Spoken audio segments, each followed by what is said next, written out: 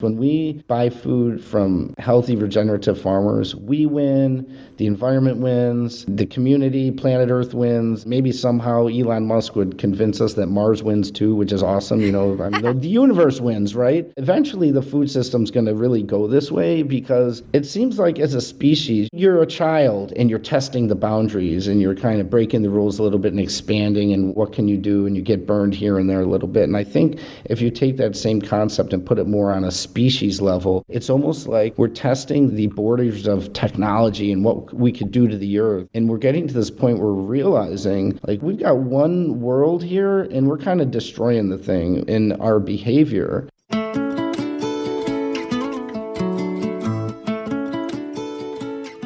From the Weston A. Price Foundation, welcome to the Wise Traditions podcast for wise traditions in food, farming, and the healing arts. We are your source for scientific knowledge and traditional wisdom to help you achieve optimal health.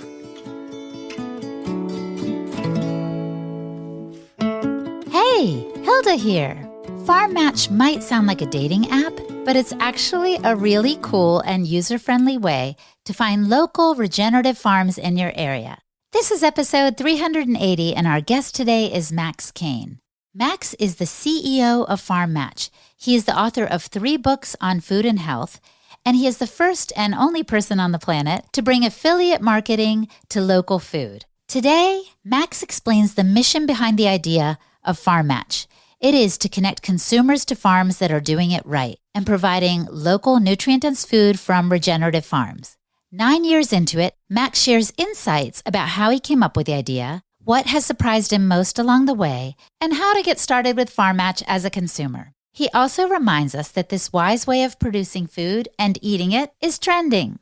Max also tells his own story of ill health as a child that led to his interest in real food, and why he now considers food as more vital for our bodies than even oxygen. Before we get into the conversation, I want to invite you to find local real food in your area through the Weston A. Price Foundation. Yes, all you have to do is contact your local chapter leader.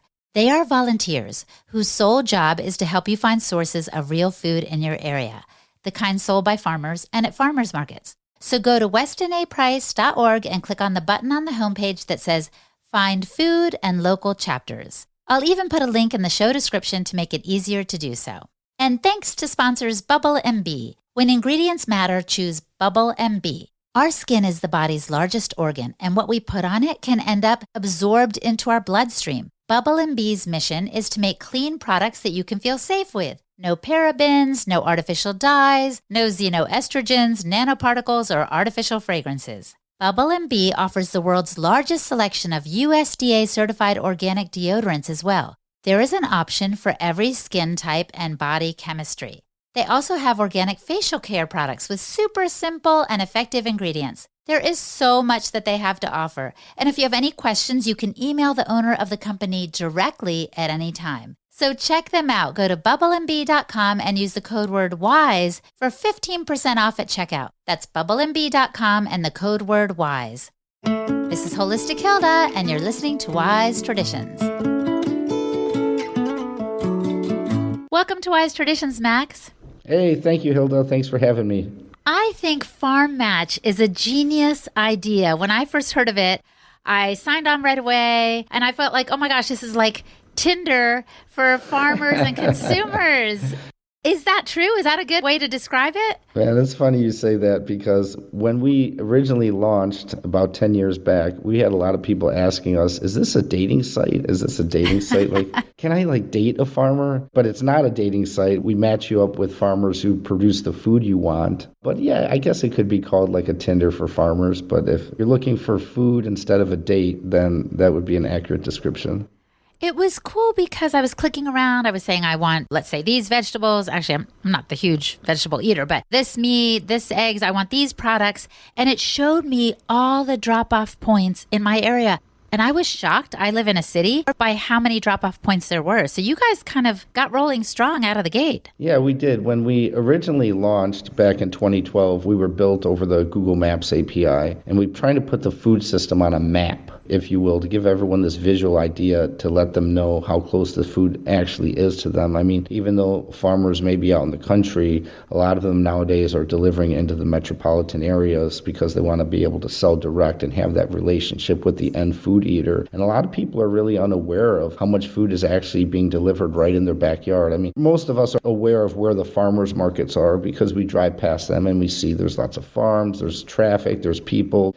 But there's actually a lot of food being delivered right into people's neighborhood Monday through Sunday, around 7 days a week, that people are unaware of. So that was something we wanted to help bring to people's attention, to help gain greater awareness and drive more food orders and more money to the farms who need to be able to turn a profit to stay in business, to help provide this healthy food that we need. Yeah, but are you a farmer yourself? I've done some light farming. I've never gone full-time farming myself. I had a beef herd of Scottish Highlanders at one point. And if anyone listening has never had the meat from Scottish Highlanders and you're carnivorous, I recommend experiencing that meat. It's absolutely delicious. Scottish Highlanders are one of the two oldest breeds in recorded history, are the Scottish Highlander and the Galloway. And so I bought a herd of 9 Scottish Highlanders, and the meat was so delicious that my family ate the herd down to 0 before it could even reproduce. So that was kind of the end of my farming career. Oh my gosh.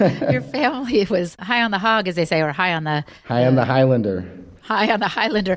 But this is the thing. The most famous Scottish cattle breed, I think, is Angus, right? That's one I always see on the menus, like 100% Angus beef. Is that Scottish too? I don't know the heritage of Angus beef. Angus is definitely a popular breed because they grow to a good size. Like Highlanders take about 30 months to finish them, where Angus you could probably finish around 24 months. So like a shorter turnaround time in terms of being able to deliver meat to the food eater.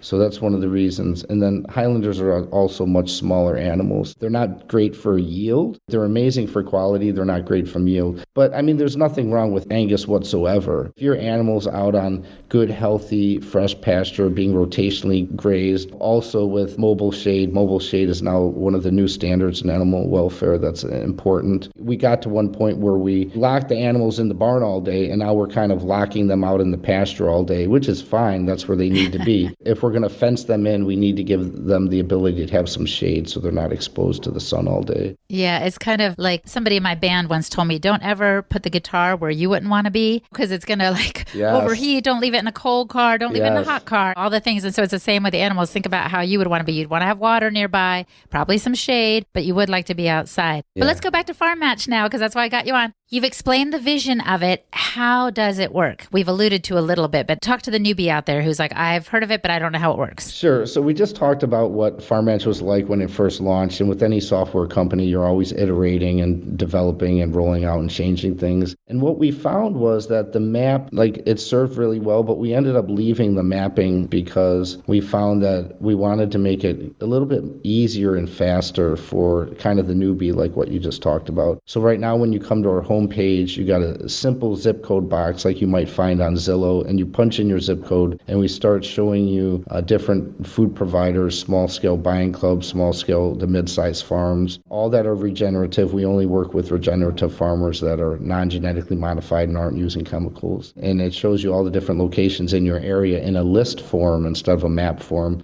But it does have the ability on any of those locations to click a map. So if you want, you can still engage in a mapping experience, but we just don't make the map the default. And then you click on the location that's nearest you is usually what the behavior would be. And then it brings you to a farm and shows you their whole catalog of food, of different food items that you can order. And it tells you the frequency of delivery. Some farmers deliver every week, some every 2 weeks, some every month. And it allows you to kind of go from there and start putting food in your cart and placing an order. I feel like it's so user-friendly. And at least the farm that I get a lot of my food from, there are pictures also that are posted that so I can see what the frozen blueberries might look like or a certain cut of meat. So I just think that's fantastic. And was it when you ran low on the Highlander breed that you decided, okay, we need real food, where can we find it? Is that how the idea came to you for it? Or where did it come from? Oh, The idea for FarmMatch, so I was running a buying club in Chicago some years back. I still run it actually, but the idea came years back. And so what happened was, the internet was definitely around. It was just at a different point in technology, right? So I was taking a lot of orders on paper napkins and through the phone. And then eventually I kind of upgraded to orders through email and keeping a spreadsheet. And then websites were becoming very popular for businesses. And I thought, man, I need a website to be able to manage the orders and manage the payments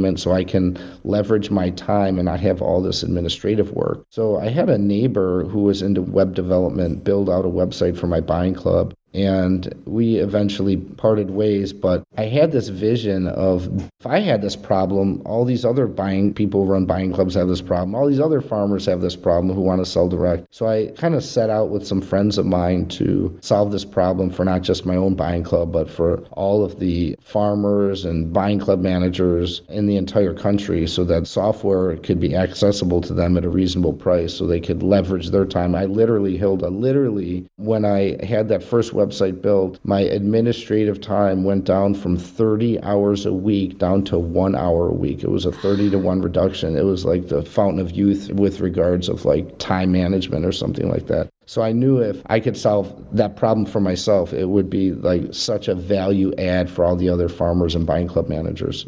I can just imagine, because I was talking to John Moody not long ago, and he was saying farmers have all this product that they want to sell, but finding their customers isn't always easy. You can go to a farmer's market, but it could be someone's on vacation and they don't pop around. You just never know. It's hit or miss, right? Yeah, so absolutely. What a gift to the farmers who are producing this wonderful food to find people that are ready to buy it and to know exactly how many want whatever product it is. Yeah, and not only, you just hit a key there, not only finding, but having forecast of the future. So one of the challenges with the farmer's market model in general is that the farmer's kind of going there on a huge gamble, because if it's raining or maybe it's some special event on that weekend and there's no really commitment from the food eater. So the farmer's growing, harvesting, delivering, packaging, showing up, and then if the food eater wants to show up that day, depending on what's going on in their life, they can. It creates this like luxury experience. Not that we don't want luxury, but we need to kind of balance the liability a little bit more so we can help these farmers sustain financially, because a lot of times some of them come back from the farmer's market losing money. Now, if you're vending at a farmer's market like the one in Madison, Wisconsin, you always make money because the market there is just filled with tens of thousands of people, right? But most markets aren't like that. And so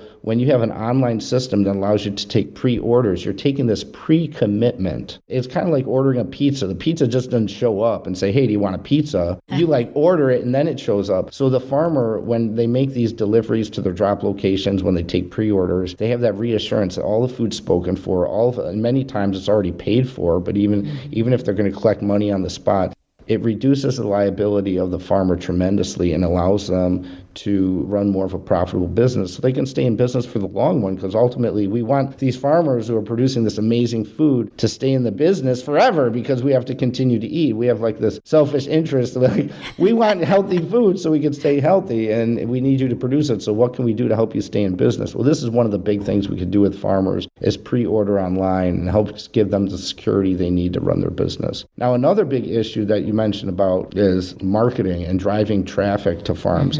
So any farm that sells direct to the end food eater, they need three things. They have three important needs. One of those is software. They need to be able to automate so they can kind of scale up and service enough customers without that time investment that I mentioned about. So they need software and automation. Number two, they need payment processing. And number three, they need marketing. So these are three important needs that every farmer is going to sell direct has. These needs: payment processing, software, marketing. The most important one of those needs is marketing, all right? Because if you don't have any customers, you don't need a website or payment processing or anything like that. So right now, interestingly enough, in the next, I think 14 days away, we already drive traffic to farmers. But what we're doing in the next 14 days, Hilda, is we're unleashing this affiliate marketing program. People aren't aware of affiliate marketing. It's over a $15 billion annual revenue industry now. Amazon uses it very successfully. Walmart.com, BestBuy.com, any online retailer that is successful uses affiliate marketing. So we're the first company now that's bringing affiliate marketing to the local food space. And it's going to be really exciting. Affiliates can can join and get their affiliate link and help drive traffic to these small farms, which is what small farms need most. Oh, interesting. So in other words, let's say I love my little farm and I want more people to know about it because I want to help them stay in business. I, by promoting it, could get a small commission or kickback. Is that right? Is that how it works? Yeah. And the farmers love this idea, by the way. They're like totally ecstatic about it. So any of the traffic that you drive, just to give you some kind of details, there's a one-time fee to join the network. It's a $47 fee. And once you become an affiliate, you're in for life. I mean, you can stop it, but I don't know why you would. And you get a custom affiliate handle. So it'll be farmmatch.com/ and maybe you're Hilda or whatever, if you have a nickname or whatever you want to be. Holistic Hilda, yes. Holistic Hilda, there you go. And so you can design it. There'd be no profanity or derogatory language. But other than that, you have the freedom to design your handle. And then you can take that handle and put it on social media or wherever you want. And any of the traffic that comes through that handle goes into your customer portfolio, and you're going to earn a commission. I don't want to say what the commissions are, but they're really good commissions, and the farmers are excited about it as well. I have a question though. Isn't there a disincentive here, Max? Because, for example, if I find this really cool watering hole, like somewhere near my home, and I'm like, oh my gosh, I love it. I love it so much that I don't want other people to start trampling around there and leaving their trash. So what if my farmer's farm gets too popular and they run out of the Highlander beef that I so love? So there's a disincentive in there too, isn't there? Well, yes and no. The farm has the ability to reject customers. Most farmers out there, I mean, we did see this during the pandemic with the coronavirus, but most farmers out there aren't even at capacity, and they don't run at capacity, and they could literally double production and be doing a lot better financially. 99% of the time on farms that sell direct, in my experience, I've visited hundreds of them over the last 18 years in the U.S., 99% of them have an off-farm job to subsidize the farm, even the ones that sell direct. It's very rare that you find a farm that is 100% we sell food and that's what we do. Even some of the farms that sell food, maybe they're also publishing books or putting together seminars on how to sell food or something like that. But as far as farms that say, we're going to make a full-time living selling food, that's a rare situation. And a lot of them can produce more food. But I hear what you're saying, but it's not necessarily a matter of not having enough food. It's a matter of having more customers, because to be able to get the farms to not have enough food, you literally have to have like some world crisis. Farms can really scale up and produce a lot more food than we think they can. And they don't have to do it in a non-ethical chemical way either. So if we get the farms to that point where there's no food left for you, then it would be really unlikely. But farmers also have the ability to say, hey, we're full, we're not taking any new customers. Right, I understand. Yeah. And actually, I'm really surprised that I even brought that up, because I generally have an abundance mindset, not a scarcity mindset. Get that scarcity out of there.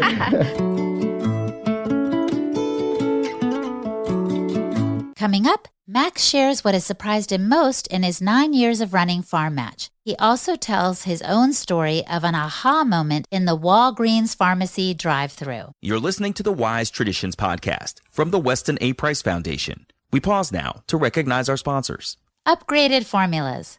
A lot of us spend a boatload on supplements each month, but we're not really sure if they're having the desired effect. Have you ever thought about how important it is to actually know your nutrient levels for understanding your performance and health?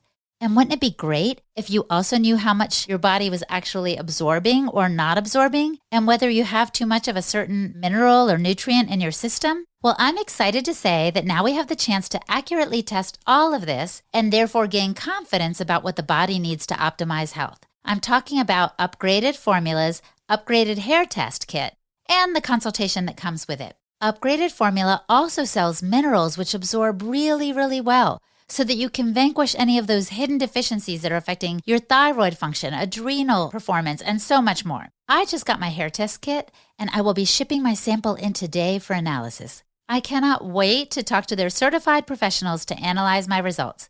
With Upgraded Labs testing, you can find out key mineral status, heavy metal toxicity levels, the current state of your metabolism, and more. So, test, don't guess. So check out what they have to offer.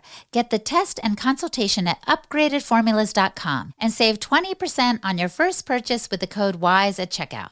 That's upgradedformulas.com and the code WISE. And Optimal Carnivore. Have you heard about their new Brain Nourish product? It combines grass-fed beef brain and lion's mane mushrooms in a groundbreaking formula. It is the ultimate whole food, nootropic to build a better brain. These two ancestral superfoods have been used for centuries to improve brain function and overall mental well-being, and they're now available for the first time together in convenient capsules.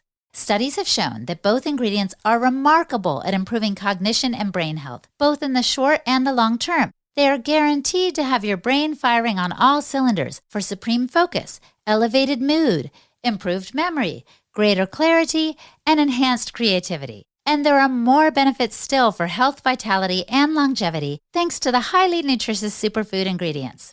Each serving has 1,500 milligrams of organic lion's mane and 1,500 milligrams of beef brain, and they only use 100% real mushrooms at Optimal Carnivore. These are organic fruiting bodies which are rigorously tested for active compounds. And the beef brain is sourced from the highest quality regenerative farms in New Zealand. The mission over at Optimal Carnivore is to make it easy for people to consume the most nutrient foods on the planet, and I'd say they're doing a stellar job of it. Also, they plant one tree for every product sold, which helps the environment. So go to Amazon.com/optimalcarnivore and use the code Weston10 to receive 10% off all products. They have a grass-fed organ complex that contains 9 organs, a grass-fed liver product, and the new Brain Nourish. Again, that's Amazon.com/optimalcarnivore and the code Weston10. This is Holistic Hilda, and you're listening to Wise Traditions. So now I want to ask you, Max, you've been at this for a while. Like you said, you've visited tons of farms. You've been doing this FarmMatch thing for at least 9 years. What has surprised you along the way? Oh man, that's an awesome question. So many things surprised me. I think I keep discovering new stuff right when you think you know something, and then you're like, oh wow. One of the things surprised me was, as I was going through this, is how many farmers actually struggle financially. That was one of the things that was really surprising to me. I just thought a farm you'd run that like a business like anything else. But most farms, even some of the farmers that don't have off-farm jobs, like the bigger farms, are subsidized by the government with like corn and soybean, stuff like that. If you create a business, I think the rule is the IRS in the United States allows you to lose money, I think for like 3 or 5 years or something like that. And then they say, this is no longer a business, it's a hobby. And then they take away your ability to have like all the business perks, like writing off expenses and things like that, right? With farms, the IRS is like, you can lose money infinitely. Like they'll never, and still write things off. So it's almost as if in our society, it's just expected that farms are going to lose money. And that was probably out of all the things that I've learned, that's probably what surprised me the most, is that farms aren't even really expected to be profitable ventures. That is shocking, especially considering the service they're doing to humanity. As you said, we all need to eat. It is so critical. And then to get food from a regenerative farm, it's good for us, it's good for the farmer, it's good for the earth, it's good for the animals. It's a win-win-win-win-win. Everyone wins. Everyone wins. When we buy food from healthy regenerative farmers, we win, the environment wins, the community, planet Earth wins. Maybe somehow Elon Musk would convince us that Mars wins too, which is awesome. The universe wins, right? Eventually the food system's going to really go this way, because it seems like as a species, you're a child and you're testing the boundaries and you're kind of breaking the rules a little bit and expanding, and what can you do, and you get burned here and there a little bit. And I think if you take that same concept and put it more on a species level, it's almost like we're testing the borders of technology and what we could do to the earth. And we're getting to this point where we're realizing like we've got one world here and we're kind of destroying the thing in our behavior. And one of those, you got transportation, just all different things, pollution, it catches up to us. And even if it's in another country, the wind currents bring it over to you. It's like someone told me like having a smoking section in a restaurant is like having a peeing section in a pool, right?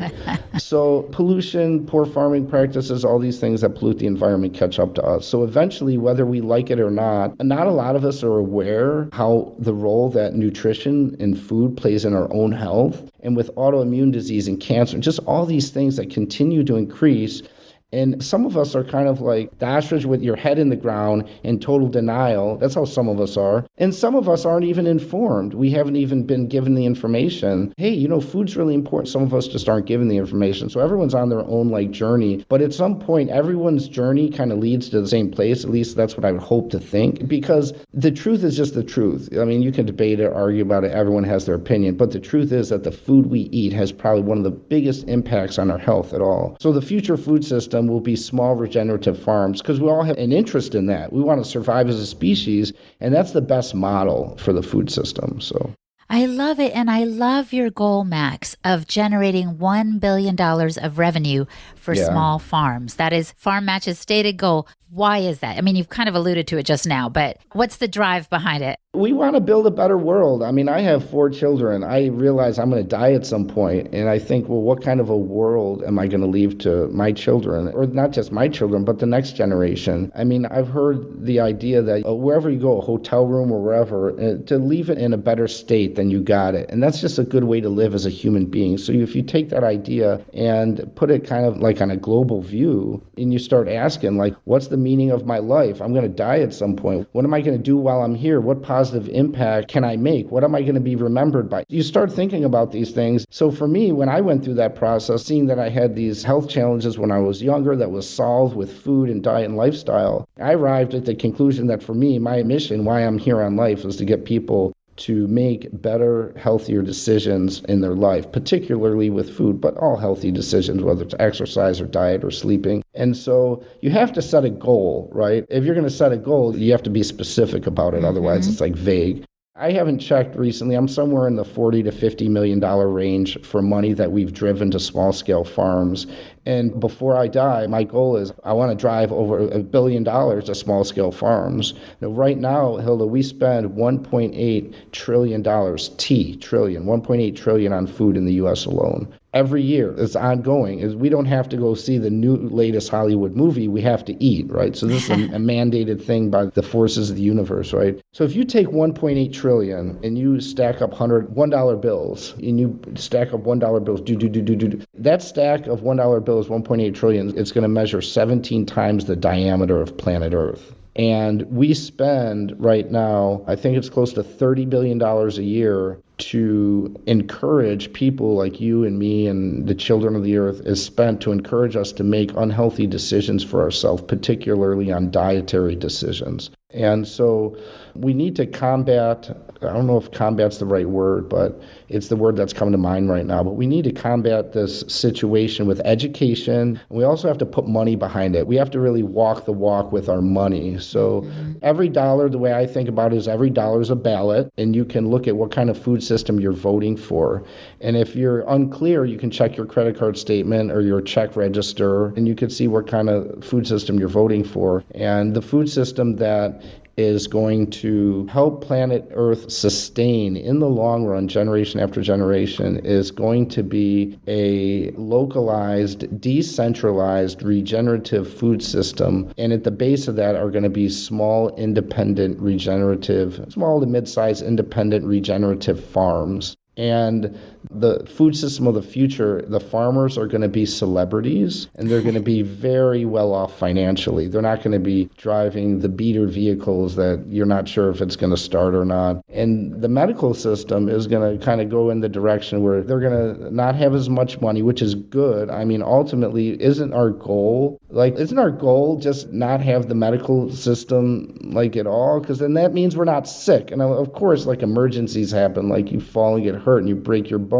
But with regards to degenerative illness or lifestyle created disease, I think we can all agree that the goal would be to have a medical system that caters to our emergencies and things like that, and not that we need it to kind of enable the unhealthy decisions we're making that are creating disease through lifestyle.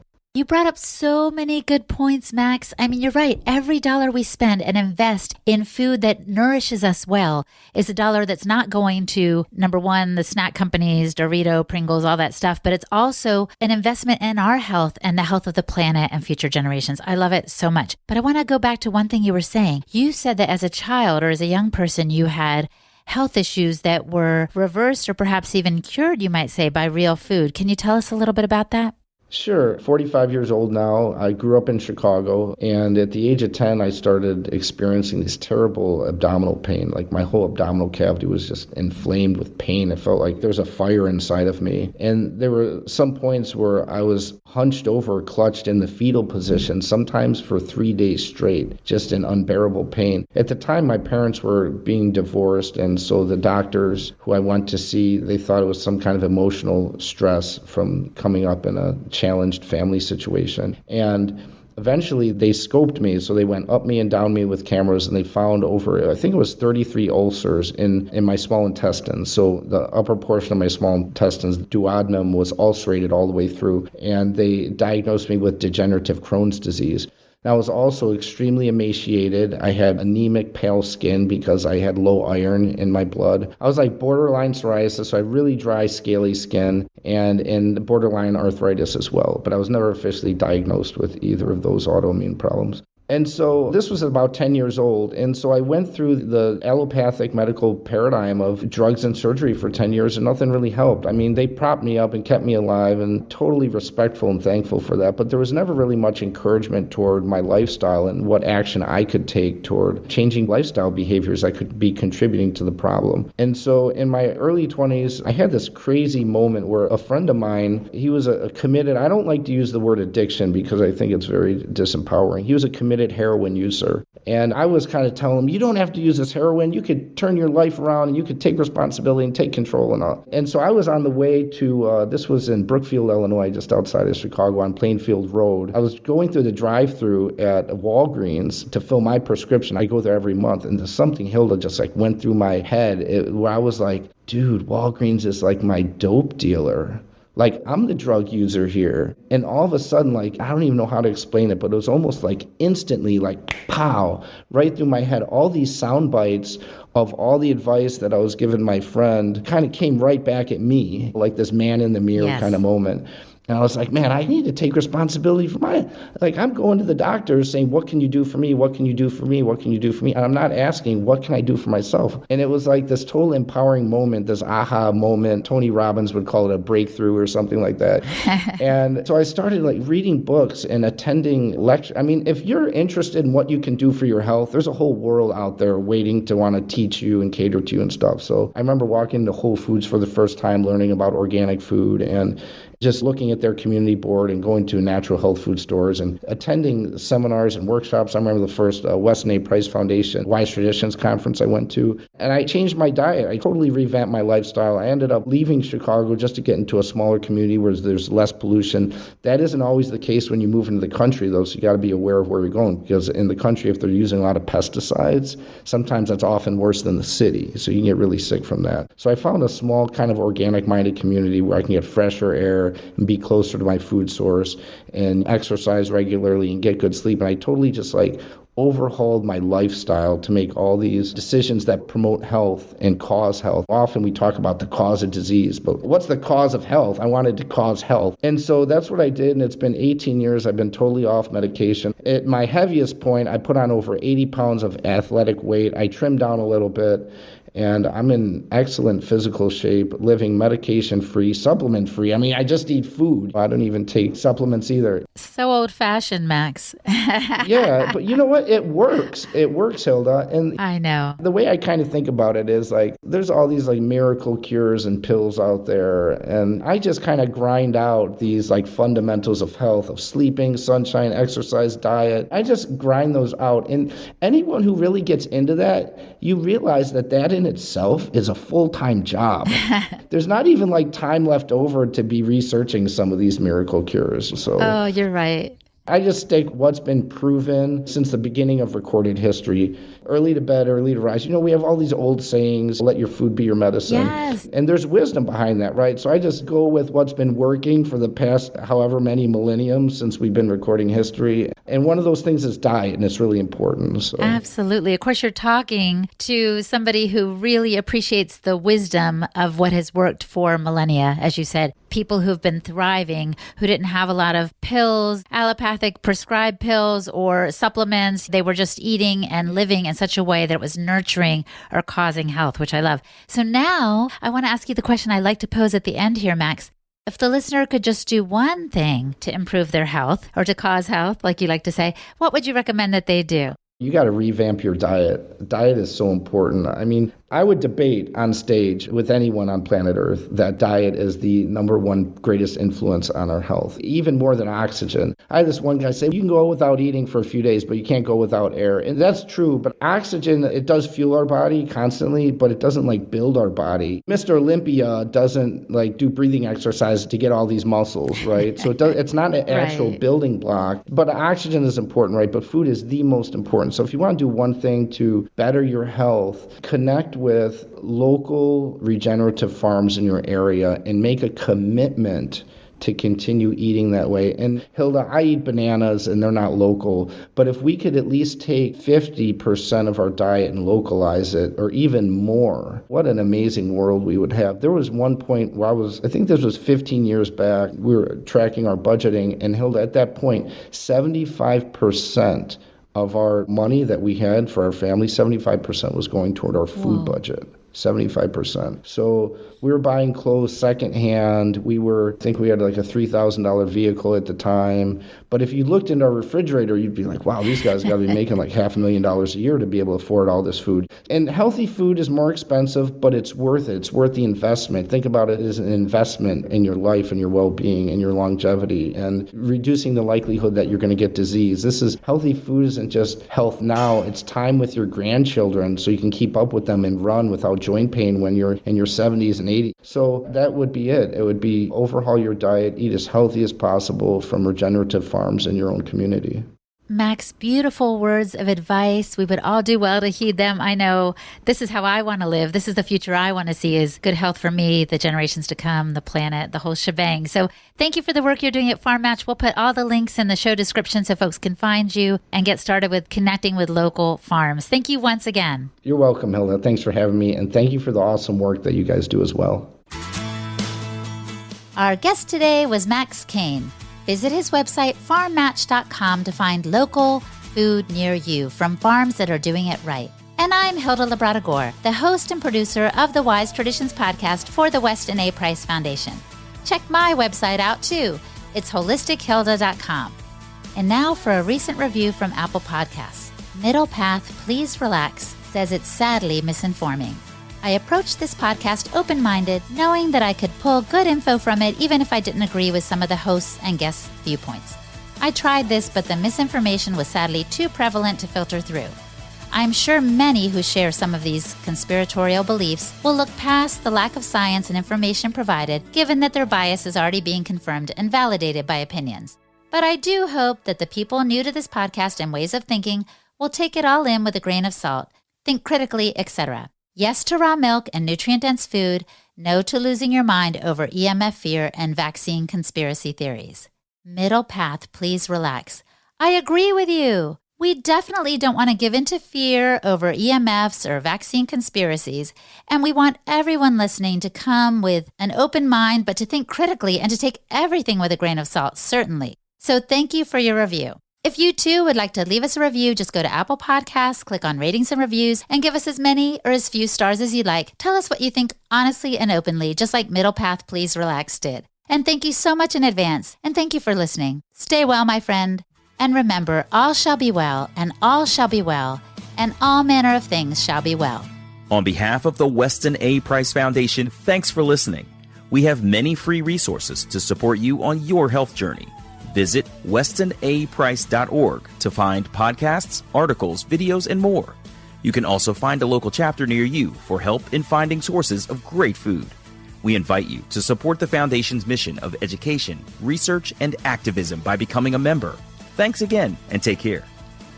Wise Traditions is a project of the Weston A. Price Foundation for wise traditions in food, farming, and the healing arts. The content on this podcast is provided for informational purposes only and is not intended to substitute for the advice provided by your doctor or other healthcare professional. It is not intended to be, nor does it constitute healthcare or medical advice.